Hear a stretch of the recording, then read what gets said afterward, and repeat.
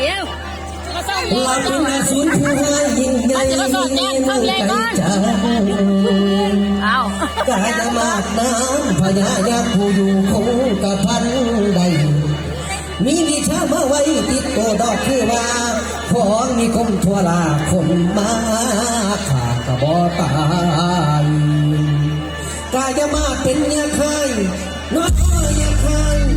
บ่มีว่าน้อสงสารจับสัตว์คนเป็นอาหารแต่ละวันบ่มีเงินมือนี้เด้อสิมีหลานมาเล่นน้ำลุงดอกคือว่าพระดารานั่นนาสิมาเดียมอยากผู้ลุงว่าเด้อนอโอ้ยถวายบังคมเพคะ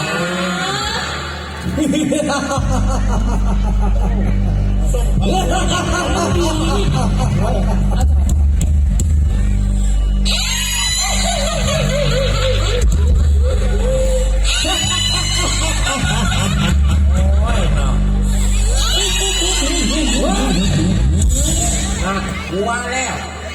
พวกเจ้าหัวเห็นยังเหรอหัวนะพระองค์เลยพี่ค่ะให้เราหัวผู้เดียวกับพ่อพวกเจ้าเป็นลูกน้องก็ต้องหัวดูท่าสิหัวกับหัวหน่อยๆนี่แหละโอ้ยอ๋อหัวได้เลยพี่ค่ะ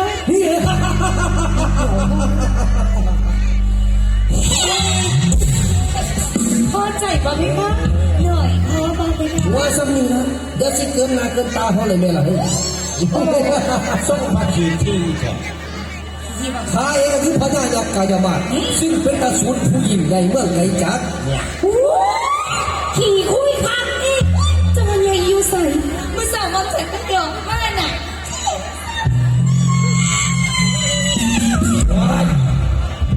อายอมมือเศร้าจอมไม่ได้สุดกันเลยจริงไหมคะอายอมสุดเลยให้พึ่งพึ่งตัวเอาไปเหมือนรุ่นนั้นจะมาจากที่นี่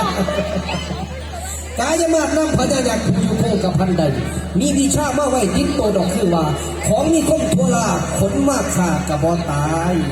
เอาพระองค์ว่าจังไหนเมื่อสาวเขาเห็นใบมีคนปากเมื่อเขาสัมผัสเพื่อนไม่ขึ้น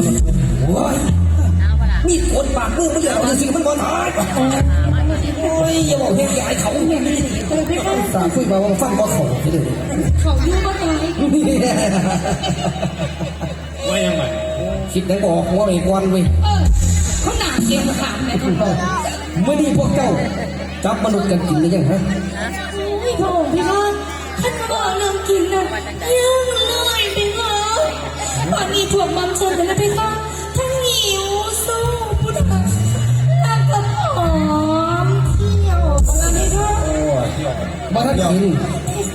นี่ขนาดเจ้ายังไม่ได้กินนะเป็นไงพี่น้องพ่อกับพี่น้องเพราะว่าสุดเจ้ามันสิแตกเลยเพราะว่านี่นะโอ้ยรถได้หุ้นแล้วนะมือจังเลยแต่พ่อพี่น้องได้เจ้า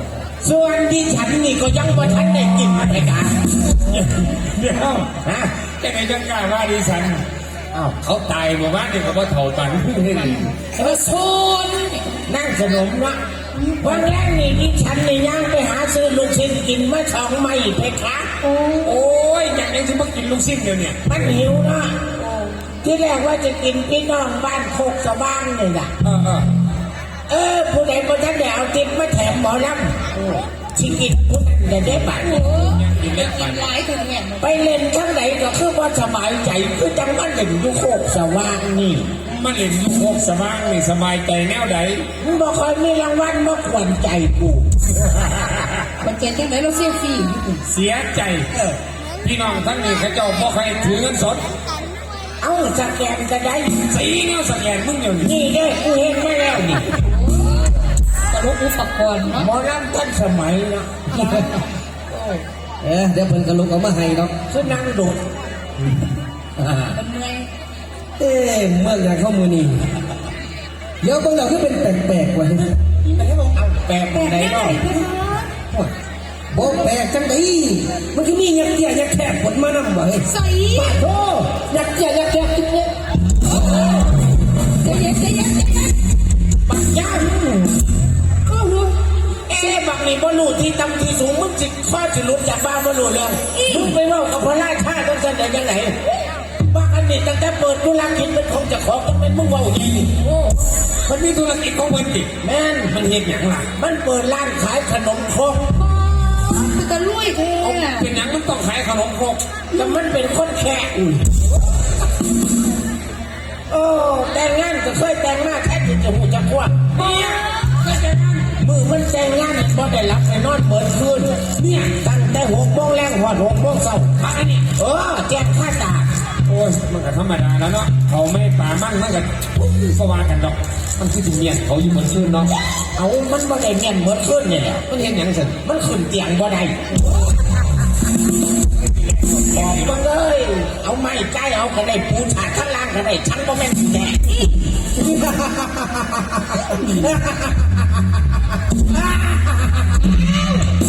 ไว้ยังไง แต่ความมันขึ้นเตียงว่าอะไรแล้ว